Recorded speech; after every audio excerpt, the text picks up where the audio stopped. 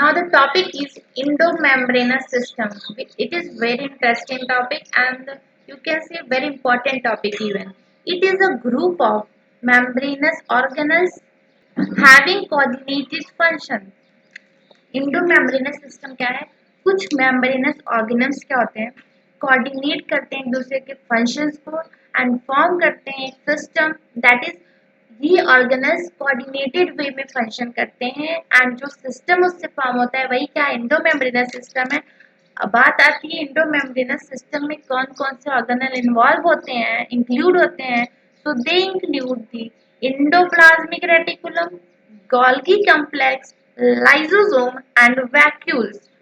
These are the organelles that are included in endomembranous system. Now, endomembrane system में first endoplasmic reticulum से start करते हैं. These are the network of teeny tubular structures scattered in the cytoplasm. Endoplasmic reticulum होता क्या है? पहले ये क्या है? नेटवर्क है किसका? टीनी ट्यूबुलर स्ट्रक्चर्स का, जो कि साइटोप्लाज्म में स्कैटर्ड होते हैं, फैले होते हैं। Endoplasmic reticulum divides the intracellular space into the two compartment that is luminal and extraluminal. See, endoplasmic reticulum क्या है? जो साइटोप्लाज्म है, अंदर का जो फ्लूइड मटेरियल है उसको दो कंपार्टमेंट में डिवाइड करता है। एक तो लुमिनल जो कि यहाँ इंडोप्लाज्मिक रेटिकुलम के अंदर प्रेजेंट होता है एंड एक एक्स्ट्रा लुमिनल जो कि इस स्ट्रक्चर के बाहर इंडोप्लाज्मिक रेटिकुलम के बाहर प्रेजेंट होता है। इंडोप्लाज्मिक रेटिकुलम दो टाइप के होते हैं।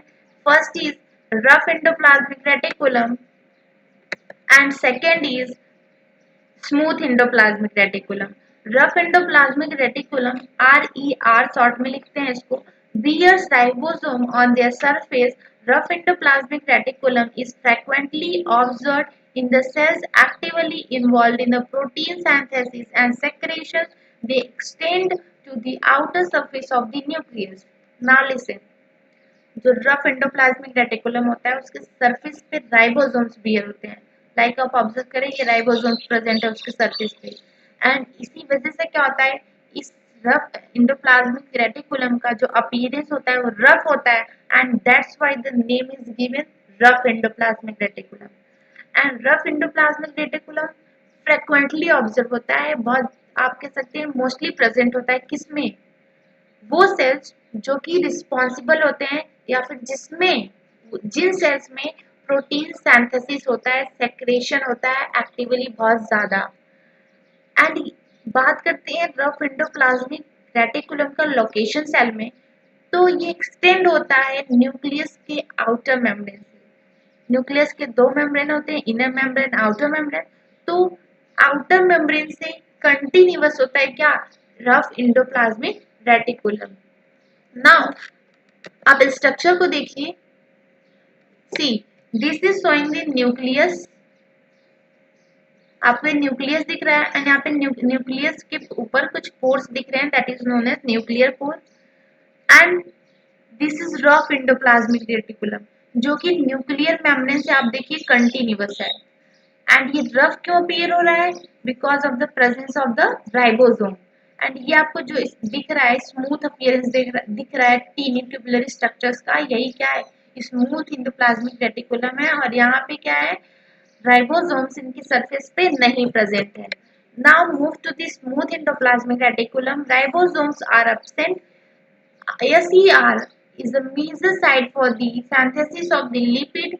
In animal cells, lipid-like steroidal hormones are synthesized in smooth endoplasmic reticulum. Smooth endoplasmic reticulum को शॉर्ट में SER कहते हैं एंड SER में राइबोसोम्स एब्सेंट होते हैं, मतलब इसके सरफेस पे राइबोसोम अटैच नहीं होते हैं। एंड SER मेजर साइट है किसके सिंथेसिस का? लिपिड, मतलब लिपिड का सिंथेसिस कहाँ होता है? तो SER में होता है। प्रोटीन का सिंथेसिस कहाँ होता है? तो RER में होता है, that means rough endoplasmic reticulum. Animal cells में क्या होते हैं? लिपिड लाइक स्टेरॉइडल हार्मोन्स होते हैं जो कि सिंथेसाइज्ड होते हैं स्मूथ इंडोप्लाज्मिक रेटिकुलम में।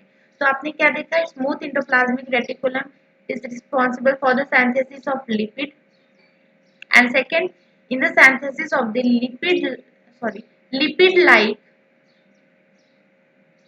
steroidal hormone.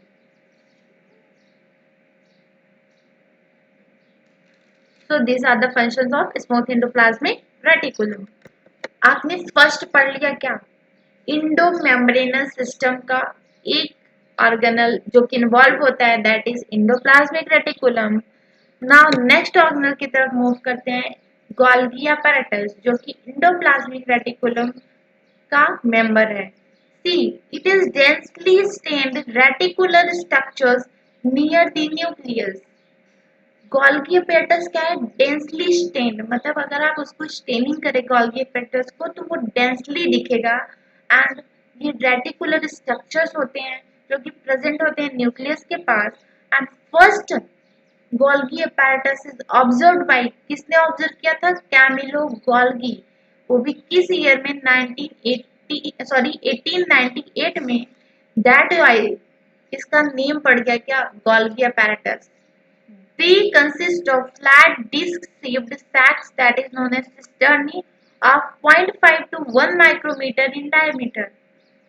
गोल्गी apparatus का भी स्ट्रक्चर देखिए, आपको यहाँ पे फ्लैट डिस्क शेप्ड स्ट्रक्चर्स दिख रही हैं जिन्हें सिस्टर्नी कहते हैं. एंड जिनका डायमीटर क्या होता है इन डिस्क का, तो 0.5 से 1 माइक्रोमीटर डायमीटर होता है. They are stacked parallel. और देखिए ये लोग कैसे अरेंज्ड हैं, पैरेलल टू ईच अदर, एक डिस्क दूसरे डिस्क के पैरेलल अरेंज्ड है. Cisternae are concentric arranged with the convex six phase and concave transphase. Cis and transphase are totally different but interconnected.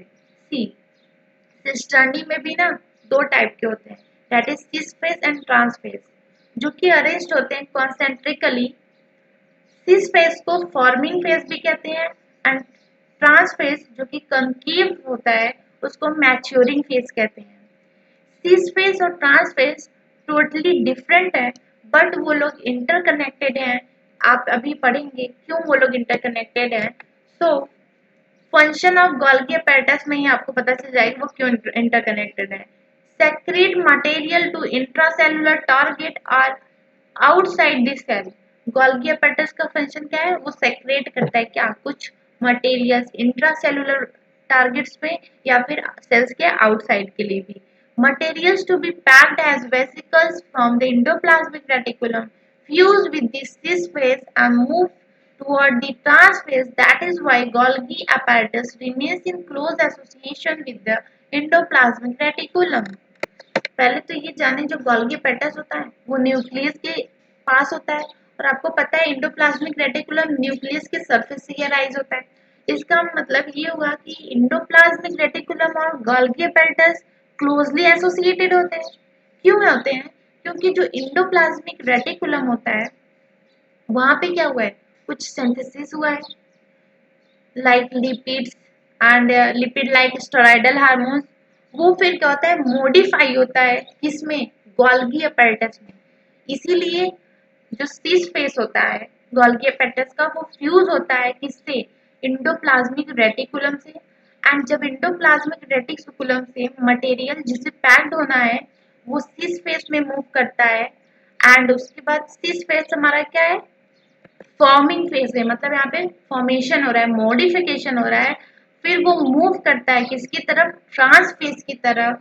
फिर ट्रांस फेज जो कि maturing phase है वहां पे वो पैक्ड हो जाता है.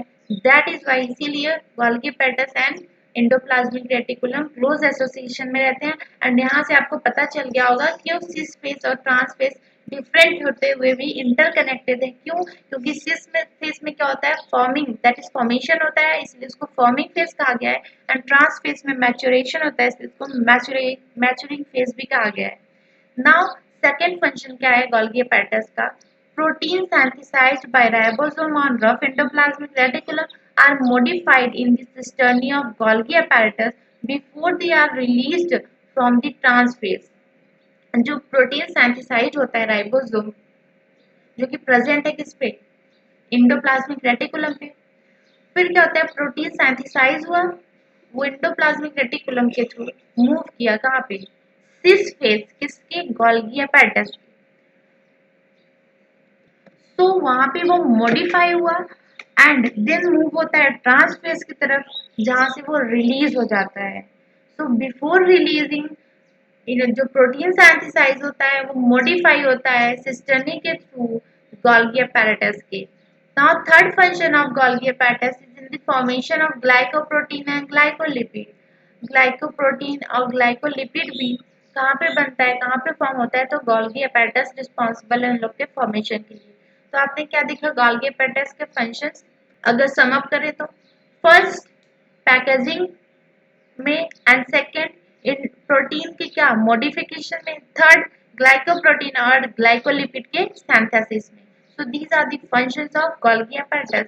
नाउ मूव करते हैं थर्ड इंडो मेम्ब्रेन सिस्टम का organelle, that is the lysosome. These are the membrane-bound vesicular structures formed by the process of packaging in the Golgi apparatus. Golgi apparatus में जब पैकेजिंग हुआ तो जो membrane bound vesicular structures form हुए वही क्या है, लाइसोसोम्स है। Lysosomes Lysosomal vesicles contain almost all type of hydrolytic enzymes, hydrolysases like lipase, proteases, and carbohydrates. These are active at the acidic pH and they digest carbohydrate, protein, lipid, nucleic acid. Now listen. जो lysosomal vesicles बने वो reach होते हैं all type of hydrolytic enzymes में। और hydrolytic enzymes की बात करें तो उसमें आते हैं लाइपेजेस जो कि प्रेजेंट होते हैं लाइसोसोम्स में, proteases and carbohydrases and nucleases. एंड ये एंजाइम्स एक्टिव कब होते हैं, तो एसिडिक पीएच में एक्टिव होते हैं एंड रिस्पॉन्सिबल होते हैं किसके डाइजेशन के लिए, लाइपेज क्या करेगा, लिपिड का डाइजेशन करेगा, प्रोटीएज क्या करेगा, प्रोटीन का डाइजेशन करेगा, कार्बोहाइड्रेजेस क्या करेगा, कार्बोहाइड्रेट्स का डाइजेशन करेगा, एंड न्यूक्लियसेस न्यूक्लिक एसिड का डाइजेशन के लिए रिस्पॉन्सिबल है। So this is all about lysosome and it. अभी आपने तीन ऑर्गेनल्स पढ़े जो कि इंडो मेम्ब्रेन सिस्टम के हैं, इन्वॉल्व होते हैं, उसके पार्ट है, that is the endoplasmic reticulum, Golgi apparatus, and third is lysosome. And one more organelle जो कि इंडो मेम्ब्रेन सिस्टम का पार्ट है, दैट इज द वैक्यूल, उसको पढ़ते हैं। These are the non membrane these are the membrane bound space found in the cytoplasm. It contains water, sap, excretory product and other materials not useful to the cell. Vacuoles क्या है, membrane bound space है जो कि cytoplasm में present होता है and ये contain करता है क्या, इस वैक्यूल्स के अंदर प्रेजेंट क्या है, इस मेम्ब्रेन बाउंड स्ट्रक्चर के अंदर प्रेजेंट क्या है, तो वाटर प्रेजेंट है, सैप प्रेजेंट है एंड कुछ एक्सक्रीटरी प्रोडक्ट्स प्रेजेंट है एंड अदर मटेरियल्स भी प्रेजेंट है जो कि सेल्स के लिए यूजफुल नहीं है। Now vacuoles is bound by the single membrane that is called tonoplast. Vacuole cover होता है, आप कह सकते हैं बाउंड होता है सिंगल मेम्ब्रेन से, और उस सिंगल मेम्ब्रेन का नेम क्या है, that is tonoplast. In plant cells vacuoles can occupy up to 90% of the volume of cell.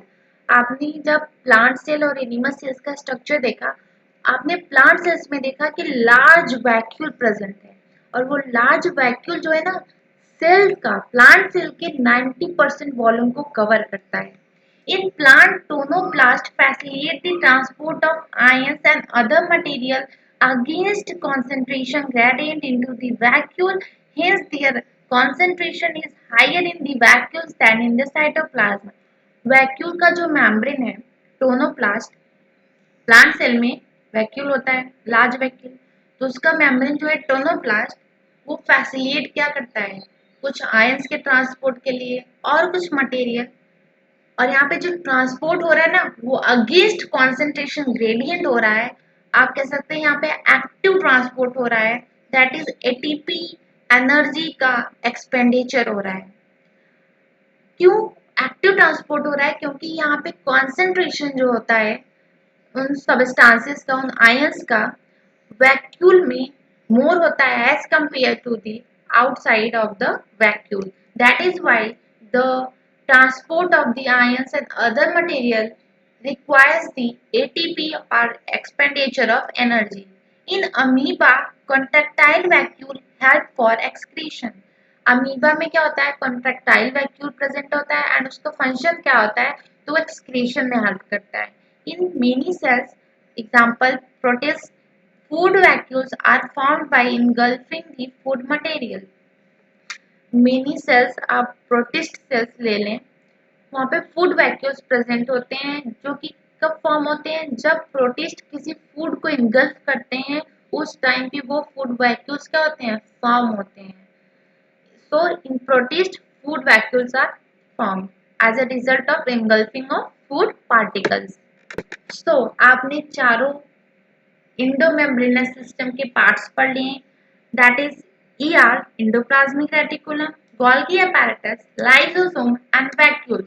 Exam में मोस्टली क्वेश्चन ही आता है कि इंडोमेम्ब्रेन सिस्टम में कौन कौन से ऑर्गेनेल इन्वॉल्व हुए, तो आप इन चारों ऑर्गेनल्स को याद रखें कि ये चारों ऑर्गेनल्स इन्वॉल्व होते हैं. So that's all about endomembranous system.